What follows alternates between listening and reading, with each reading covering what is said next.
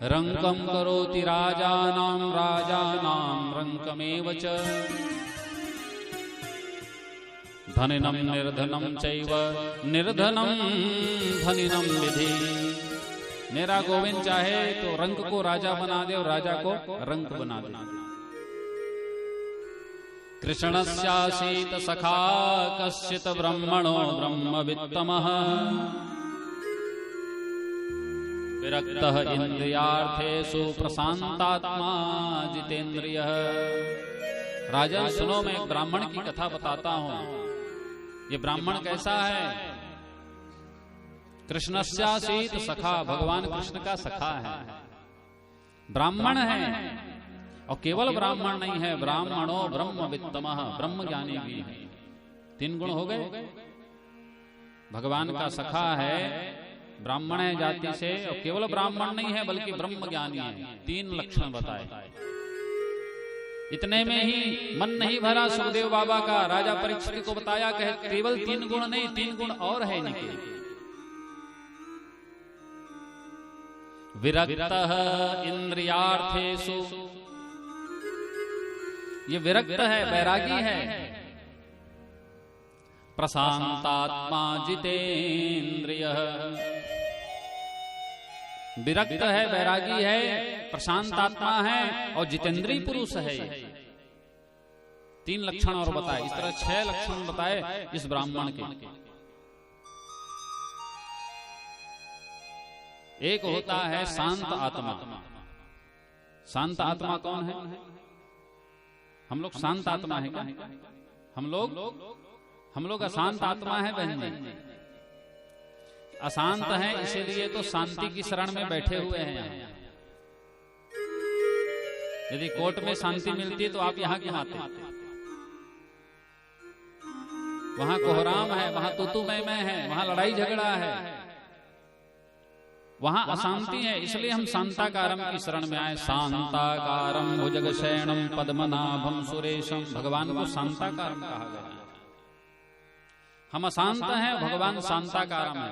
भगवान शांताकारम क्यों है? क्योंकि भगवान शेषनाग की सैया में भी सोते हैं ना, तो भी इनको आराम है। और हमारी सैया के नीचे में शेषनाग की बात बहुत दूर है, कोई नाग की बात बहुत दूर है, कोई छोटा मोटा निकल आए, एक आध हाथ वाला, एक आध बीता वाला, तो भी हमारी शांति भंग हो जाती है। हो जाती कि नहीं हो जाती?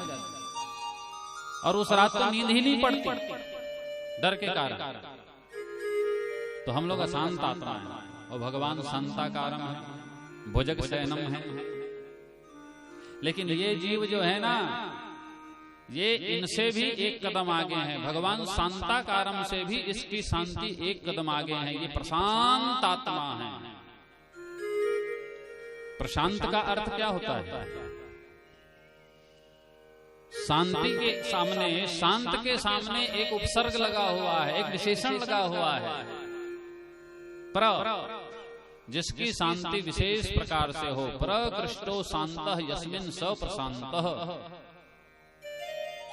जिसकी शांति कभी भंग नहीं होती, ऐसा ये ब्राह्मण है। भगवान कृष्ण का मित्र है। एक दिन इस ब्राह्मण की ब्राह्मणी ने कहा, महाराज मैंने सुना है कि आपका मित्र बड़ा धनाढ्य है, बड़ा धन कुबेर है, द्वारिकाधीश है, तो मैं चाहती हूं महाराज आप अपने मित्र से मिलने के लिए जाओ। ब्राह्मण ने कहा ब्राह्मणी से, देवी मेरा मित्र द्वारिकाधीश है, ये तुम्हें किसने बता दिया? ब्राह्मणी ने कहा, महाराज यदि कोई अमीर होता है जिसका नाम पूरे देश में रहता है, पूरे प्रदेश में रहता है, तो उसका नाम छिपता नहीं है। मुझे मालूम है कि द्वारकाधीश आपका मित्र है, इसलिए एक बार जाओ और मिल करके आओ। ब्राह्मण ने कहा, देवी द्वारिका जाहु जी, द्वारिका जाहु जी, 8 याम यही झक तेरे, 5 सुपारी को देख विचार की, भेंट को 5 न अक्षत मेरे। तुम कहते हो द्वारिका जाओ, द्वारिका जाओ, अरे जब किसी से मिलने के लिए जाओ तो कम से कम कुछ भेंट लेकर के जाना पड़ता है। 5 सुपारी, नारियल, फूल, तुलसी दल, और तुलसी दल तो भगवान में अर्पण होता है, लेकिन बहुत दिनों के बाद अपने किसी मित्र से मिलने के लिए जाओ तो कुछ भेंट प्रत्यक्ष में लेकर के जाना पड़ता है। घर में 5 दाने चावल नहीं और तुम कहती हो द्वारिका जाओ द्वारिका जाओ। ब्राह्मणी ने कहा महाराज बस इतनी चिंता है तो आप भेंट की चिंता मत करो, मैं व्यवस्था करूंगी। रात हो गई थी, ब्राह्मण सो गया। सुबह ब्राह्मणी अपने ब्राह्मण को जगाती है, महाराज उठो, ये भेंट लेकर के जाओ। ब्राह्मण सोया हुआ है। उठ जाग मुसाफिर भोर भई, अब रैन कहाँ जो सोवत है। उठ जाग मुसाफिर भोर भई, अब रैन कहाँ जो सोवत है। जो सोवत है वो खोवत है, जो जागत है सो पावत है। जो सोवत है वो खोवत है, जो जागत है सो पावत है। उठ जाग मुसाफिर भोर भई, अब रैन कहाँ जो सोवत है। अब रैन कहाँ जो सोवत है। अब रैन कहाँ जो सोवत है। महाराज उठिए। ब्राह्मणी ने ब्राह्मण को उठा दिया। देखो कुछ लोगों को उठा देना चाहिए और कुछ लोगों को सोए रहने देना चाहिए। किसको किसको उठा देना चाहिए और किसको किसको सोते रहना चाहिए। जो भूखा हो, जो रो करके सोया हो, उसको नहीं उठाना चाहिए। कोई भूखा व्यक्ति है, भूख से व्याकुल होकर के सोया है, उसको नहीं उठाना चाहिए।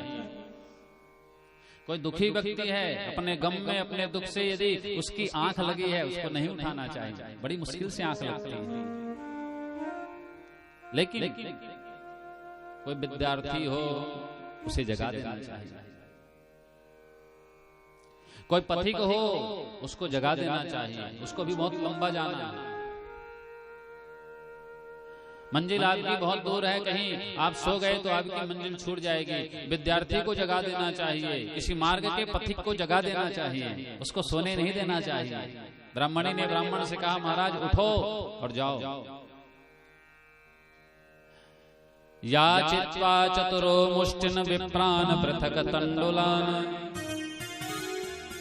चैलखंडेन तान बद्ध्वा भरते प्रादादुपायनम्।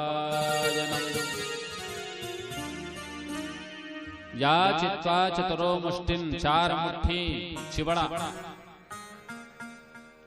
चैलखंडेन विप्रान पृथक तंडुलान। तंदुल कहते हैं चावल को, पृथक माने फूला हुआ चावल। वो थोड़ा सा चिवरा जो पोटली में थी, 4 मुट्ठी 4 जगह से इकट्ठा किया हुआ, ब्राह्मणी ने ब्राह्मण के हाथ में दे दिया, महाराज उठो जाओ। और वही पोटली लेकर के ये ब्राह्मण बगल में दबाया और निकल गया द्वारिकाधीश से मिलने के लिए।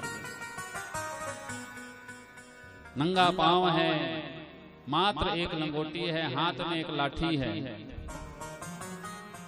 शीस पगान जघातन पे, नहीं पांज हो पानन को नहीं सामा।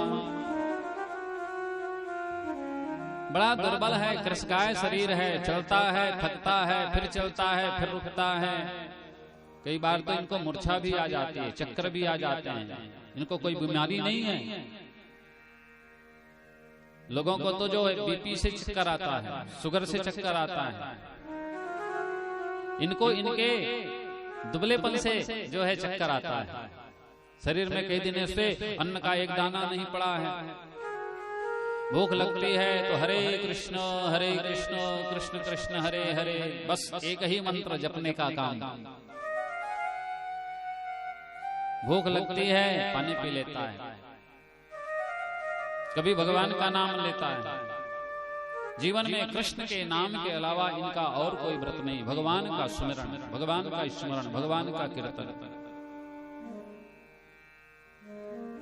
चलते चलते मूर्छाई दे धड़ाम नीचे गिरा। भगवान द्वारिकानाथ की कृपा, भगवान द्वारिकानाथ का एक संकल्प भी है, तुम मेरी ओर 1 कदम बढ़ाओ, मैं तुम्हारी ओर 100 कदम बढ़ाऊंगा।